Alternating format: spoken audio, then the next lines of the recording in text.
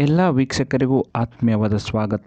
ಇವತ್ತಿನ ವಿಡಿಯೋದಲ್ಲಿ ನಾನು ನಿಮಗೆ ದೀಪಾವಳಿಯ ಮೊದಲ ದಿನ ನರಕ ಚತುರ್ಥಿ ಯಾಕೆ ಆಚರಿಸುತ್ತಾರೆ ಹಾಗೂ ನರಕಾಸುರನ ವಧೆಯನ್ನು ಯಾರು ಮಾಡಿದ್ದಾರೆ ಎನ್ನುವ ವಿಚಾರವನ್ನು ತಿಳಿಸಿಕೊಡುತ್ತೇನೆ. ದಯವಿಟ್ಟು ಈ ವಿಡಿಯೋವನ್ನು ಕೊನೆಯ ತನಕ ನೋಡಿ. ಮಹಾವಿಷ್ಣು ವರಹ ಅವತಾರದಲ್ಲಿದ್ದ ಸಮಯ ಮಹಾವಿಷ್ಣುವಿನ ಬೆವರಿನ ಹನಿ ಭೂಮಿ ದೇವಿಯ ಮೇಲೆ ಬಿದ್ದು ನರಕಾಸುರ ಹುಟ್ಟಿಕೊಳ್ಳುತ್ತಾನೆ. ಭೂಮಿ ದೇವಿಯ ಮಗನಾದ ನರಕಾಸುರ ಸೋನಿತಪುರದ ಅರಸನಾಗಿದ್ದನು.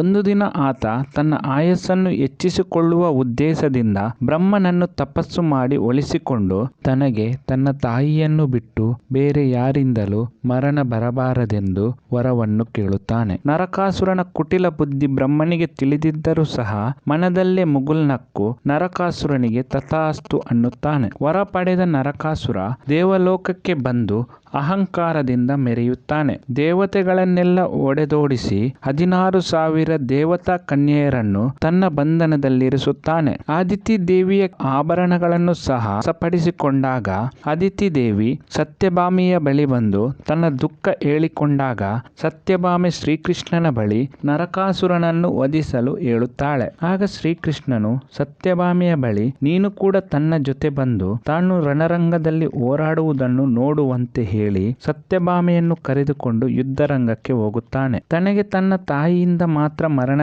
ಎಂದು ತಿಳಿದಿದ್ದ ನರಕಾಸುರನು ಶ್ರೀಕೃಷ್ಣನನ್ನು ನಿರ್ಲಕ್ಷ್ಯದಿಂದಲೇ ಯುದ್ಧಕ್ಕೆ ಆಹ್ವಾನಿಸುತ್ತಾನೆ. ಶ್ರೀಕೃಷ್ಣನು ನರಕಾಸುರನ ಅಸುರ ಸೈನ್ಯವನ್ನೆಲ್ಲ ಒಡೆದುರುಳಿಸಿ ಕೊನೆಗೆ ಉಳಿದ ನರಕಾಸುರನಲ್ಲಿ ಬಹಳ ಸಮಯದವರೆಗೆ ಹೋರಾಡಿ ಕೊನೆಗೆ ನರಕಾಸುರನು ಬಿಟ್ಟ ಬಾಣಕ್ಕೆ ಶ್ರೀಕೃಷ್ಣ ಮೂರ್ಛೆ ತಪ್ಪಿ ಬೀಳುತ್ತಾನೆ. ಇದರಿಂದ ಕ್ರೋಧಗೊಂಡ ಸತ್ಯಭಾಮೆ ನರಕಾಸುರನ ಜೊತೆ ಯುದ್ಧಕ್ಕೆ ನಿಲ್ಲುತ್ತಾಳೆ. ಬಿಲ್ವಿದ್ಯೆಯಲ್ಲಿ ಪ್ರವೀಣೆಯಾಗಿದ್ದ ಸತ್ಯಭಾಮೆ ಹೂಡಿದ ಬಾಣಕ್ಕೆ ನರಕಾಸುರನ ತಲೆ ಛಿದ್ರವಾಗಿ ನರಕಾಸುರ ಕೊನೆಯುಸಿರೆಳೆಯುತ್ತಾನೆ. ತುಂಟ ನಗೆ ಬೀರುತ್ತಾ ತಟ್ಟನೆ ಮೇಲೆದ್ದ ಶ್ರೀಕೃಷ್ಣ ತಾನು ಮೂರ್ಛೆ ಹೋದವನಂತೆ ನಾಟಕ ಮಾಡಿರುವುದಾಗಿಯೂ ಭೂಮಿ ತಾಯಿಯ ಅವತಾರವಾಗಿದ್ದ ಸತ್ಯಭಾಮೆಯಿಂದಲೇ ನರಕಾಸುರನ ವಧೆ ಎಂಬುದು ವಿಧಿಲಿಖಿತವಾಗಿರುವುದರಿಂದಲೇ ಆಕೆಯನ್ನು ಯುದ್ಧ ಭೂಮಿಗೆ ಕರೆತಂದಿರುವುದಾಗಿ ಶ್ರೀಕೃಷ್ಣ ಹೇಳುತ್ತಾನೆ. ಈ ರೀತಿ ಭೂಮಿ ತಾಯಿಯ ಅವತಾರವಾಗಿದ್ದ ಸತ್ಯಭಾಮೆಯಿಂದ ನರಕಾಸುರ ಸಂಹಾರವಾದ ದಿನದ ನೆನಪಿಗಾಗಿ 3 ದಿನಗಳ